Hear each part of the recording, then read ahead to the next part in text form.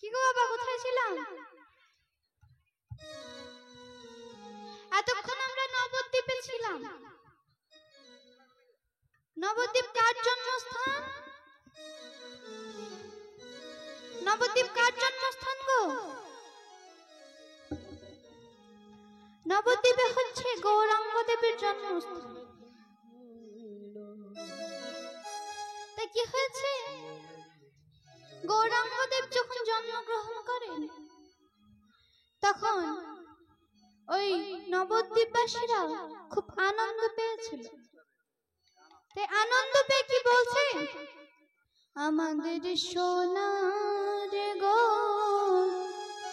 এসেছে রে, এই সোনার নদিয়ায় আমাদের সোনার গো এসেছে রে, সোনার নদিয়ায় আমাদের সোনার গো এসেছে গো, সোনার নদিয়া।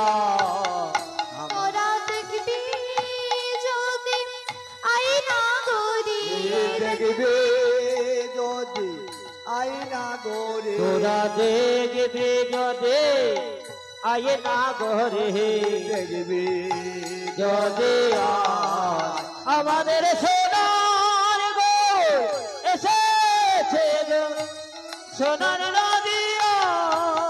আমাদের সোনার গো এসেছে গো, সোনার নদিয়ায় আমাদের সোনার গো এসেছে রে, সোনার নদিয়ায়। ওই উলু ধ্বনি শঙ্খ ধ্বনি তাই ধ্বনি শঙ্খ ধ্বনি, উলা ধ্বনি শঙ্খ ধ্বনি, উলু ধ্বনি শঙ্খ ধ্বনি সঙ্গ সোনাদার আমাদের সোনার গো এসেছে নার নদিয়ায়। আমাদের সোনার গো এসেছে রে, সোনার নদিয়ায় আমাদের সোনার গো এসেছে গো,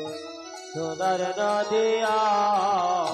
ওই রাঙা পায়ে সোনার নূপুর, রাঙা পায়ে সোনার নূপুর, রাঙা পায়ে সোনার নূপুর, রাঙা পায়ে সোনার নূপুর, জুনবাত আমাদের সোনার গো এসেছে গো, সোনার নদিয়ায়। আমাদের সোনার হরি বল, হরি বল,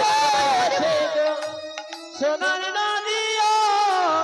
আমাদের সোনার গো এসেছে রে, সোনার নদিয়ায়। তোরা দেখবি যদি আয়না গরি, দেখবে নদী আইনা গরে, তোরা দেখবে যদি আয়না গরে, দেখবি যদি আয় আমাদের সোনার গো এসেছে রে, সোনার নদিয়ায়। ওই আমাদের সোনার গো এসেছে গো, সোনার নদিয়া। আমাদের সোনার গৌর এসেছে গো, সোনার নদিয়া আমাদের সোনার গো এসেছে রে, সোনার নদিয়ায়। তামা কি বললো এখানে, কি বললো গো? এখানে বললো ওই রাঙা পায়ে সোনার নূপুর রুনু ঝুনু বাজে, কি তাই তো?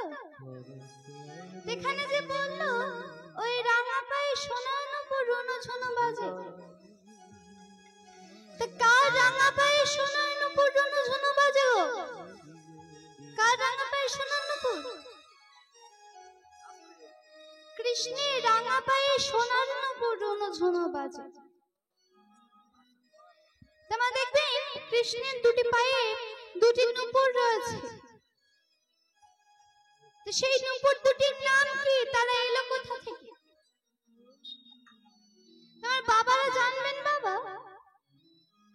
আগেকার দিনে কোনো শিক্ষা নিতে গেলে গুরুদেবের গৃহস্থানে বা তার আশ্রমে যেতে হতো। এখন যে গুরুদেব বাড়িতে চলে আসছে, শিক্ষা দিচ্ছেন, বেতন নিচ্ছেন, চলে যাচ্ছে। আগে সেটা ছিল না। আগে কি করতে হতো? আগে কোনো শিক্ষা নিতে গেলে গুরুদেবের গৃহস্থানে বা আশ্রমে যেতে হতো।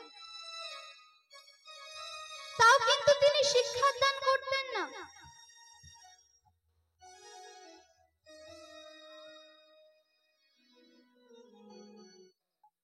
তাও তিনি শিক্ষাদান করতেন না, তাই নানান রকম কাজ করে দিত। তবে তিনি শিক্ষাদান করতেন। যেমন যদি বলি, বনে থেকে কাষ্ঠ কেটে এনে দেওয়া, গাভীর দেখাশোনা করা, তার রন্ধন করে দেওয়া, পদসেবা করা, সবকিছুই করতে হতো মা। তবে তিনি শিক্ষাদান করতেন। কিন্তু এখন তো তা হয় না। এখন কি করছে? হয় গুরুদেবের বাড়িতে যাচ্ছে, শিক্ষা দিচ্ছে, তিনি বেতন নিচ্ছেন, ছেড়ে দিচ্ছে।